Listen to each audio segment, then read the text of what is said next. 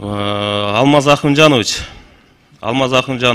мына бүгүнкү күнү биздин жанагы жергиликтүү айыл өкмөттөрдөн, ошо жерде жергиликтүү элдерден бир топ деген көйгөйлөр, жанагы өлүм болгон жерде союш болгон жерлер мына бүгүнкү күнгө чейин талаш тартыш болуп атат дейт.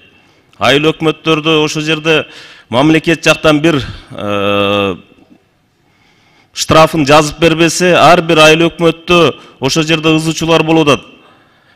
Мына кече жакында эки айыл өкмөттү ушул маселе боюнча жумуштан статья менен зам аким ошо жерден жумуштан алыптыр. Бул туура эмес. Бул жерде эми өлүм болуп аткан жерде, кайгы кылып аткан жерге барып, алар менен алар сойбо деп мушташа албайт экен, алар уруша алышпайт экен.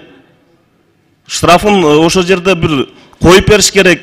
Аны ошо жердеги участковый сот аркылуу кийин акчасын төлөтүш керек экен. Мына бүгүнкү күнү бардыгына тегиз карасын деп атат айыл өкмөттөр.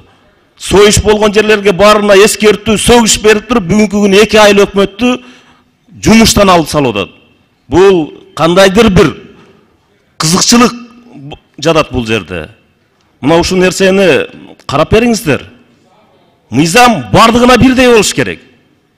Анан өзүнө керектүү эки айыл өкмөттү жумуштан алып, ордуна эмне бирөөлөрдү коюш керек болуп атабы?